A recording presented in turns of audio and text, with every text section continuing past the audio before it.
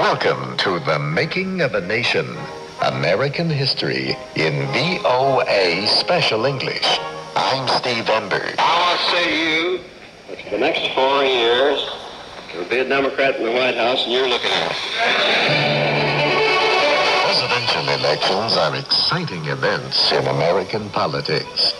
Few elections for the White House have been as exciting as the one in 1948. And few have had such surprising results. This is NBC Television.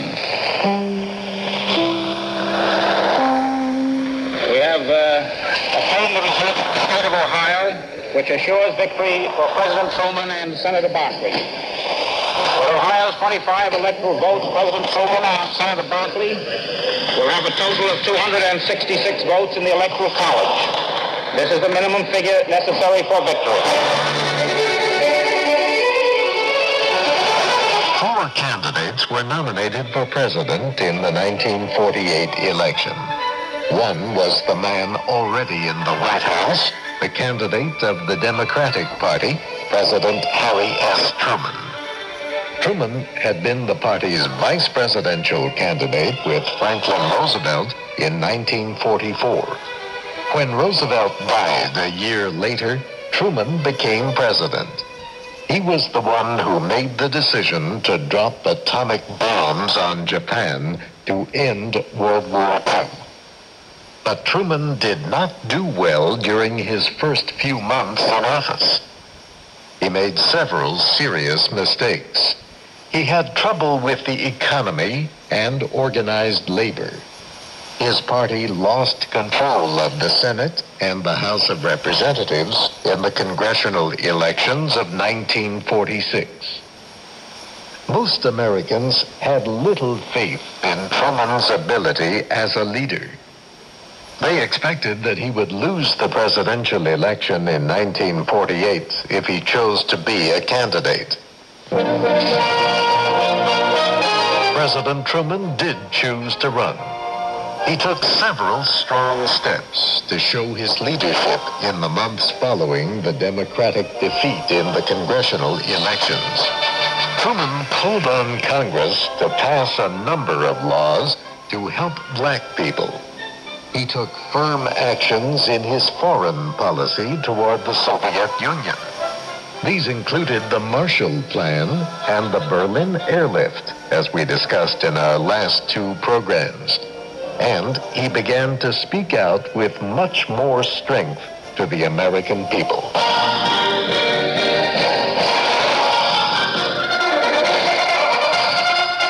Truman succeeded in winning the presidential nomination of the Democratic Party.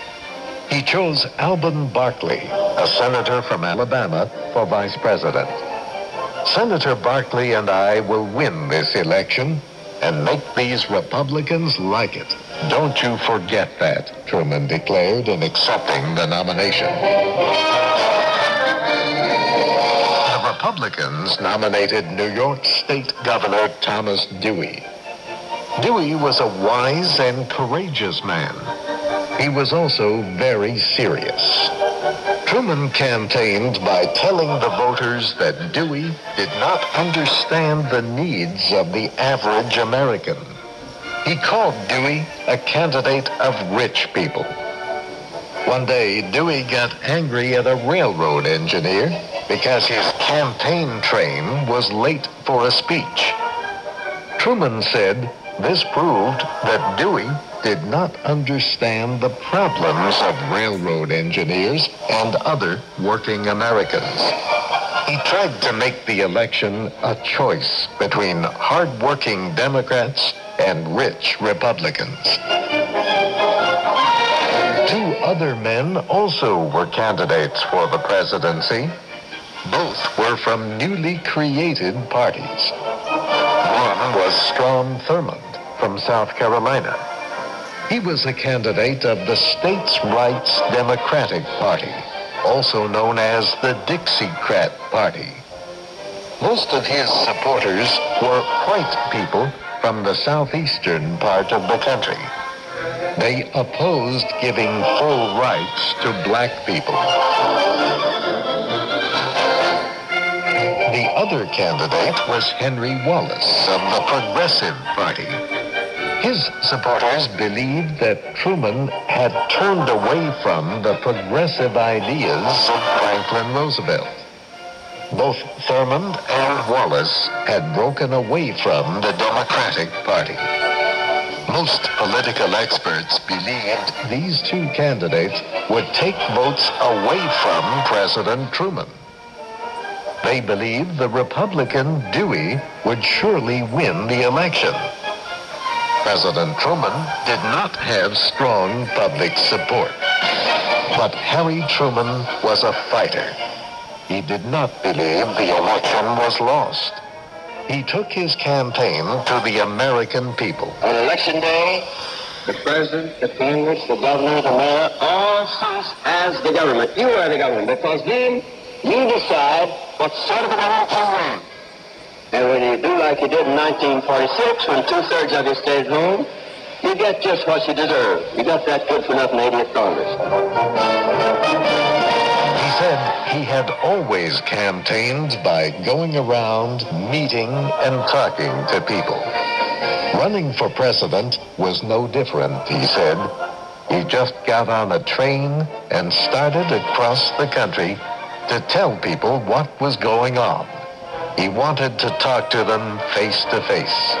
When you stand there in front of them and talk to them, he said, the people can tell whether you are telling them the facts or not. If you give the Republicans complete control of this government, you might just as well turn it over to the special interests, and we'll start on a boom and bust cycle and try to go through just what we did in the 20s and end up with a crash, which in the long run will do more than any good but the communists.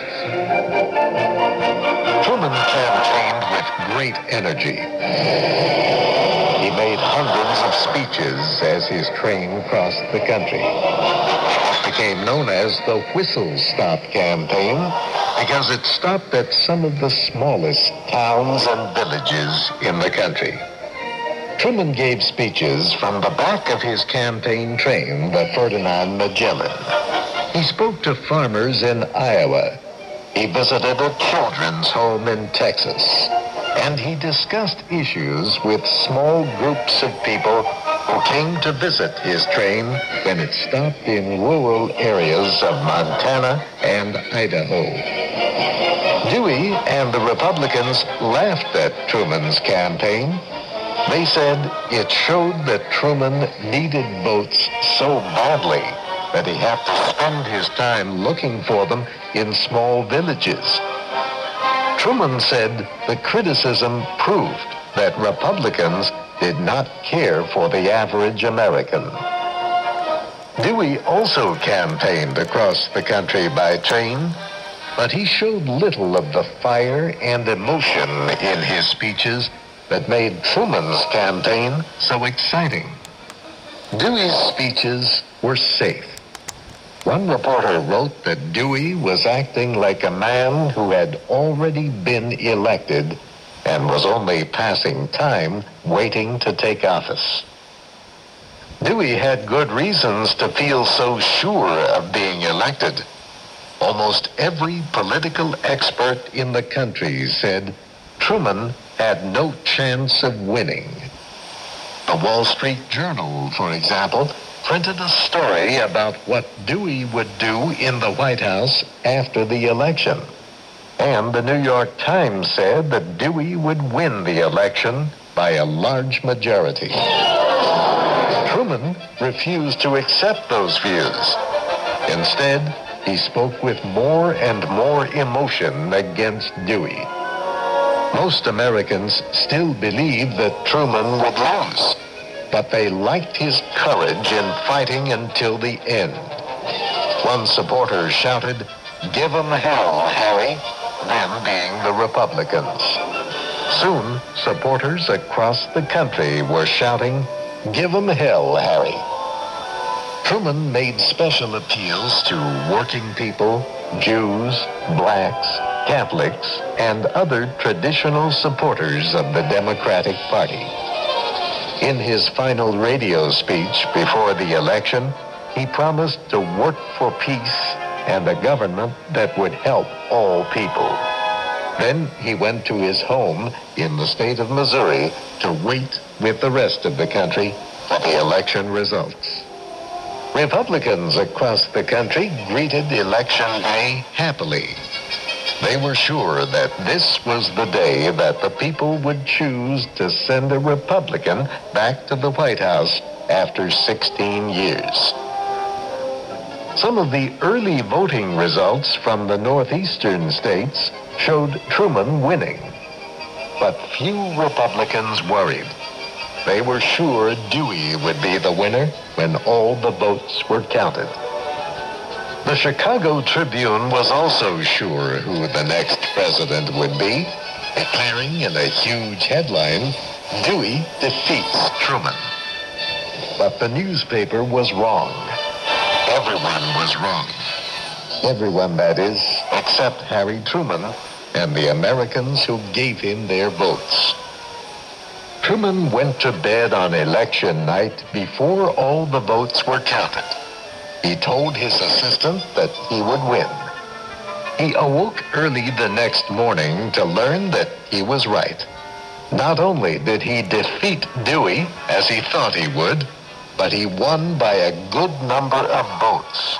And he helped many Democratic congressional candidates win as well. The Democrats captured both houses of Congress. After the results were announced, as heard in this old recording, Truman showed his sense of humor by joking about the predictions of his defeat. I had on the National Broadcasting Company. A Captain Barn was saying, "While the president is 1,000,000 votes ahead in the popular vote, we have yet to hear from him."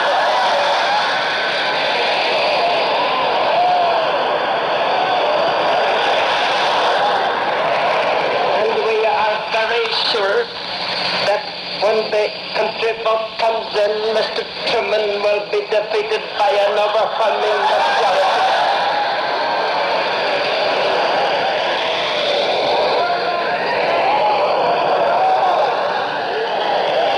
I went back to bed and went to sleep.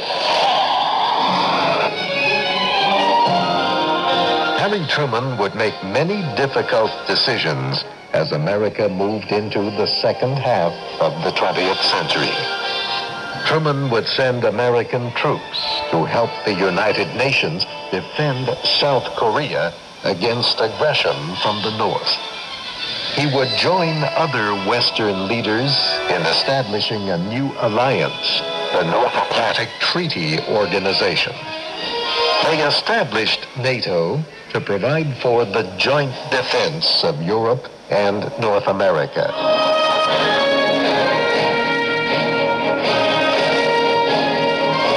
Truman and later presidents would make decisions to send large amounts of economic and military aid to countries around the world. Many of these decisions were necessary because of America's new responsibilities after World War II as leader of the Western world.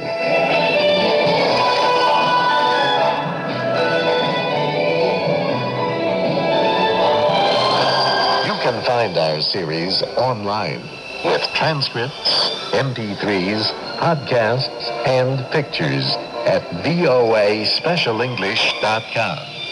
And you can follow us on Facebook and Twitter at VOA Learning English. I'm Steve Ember, inviting you to join us again next week for The Making of a Nation, American History in VOA Special English.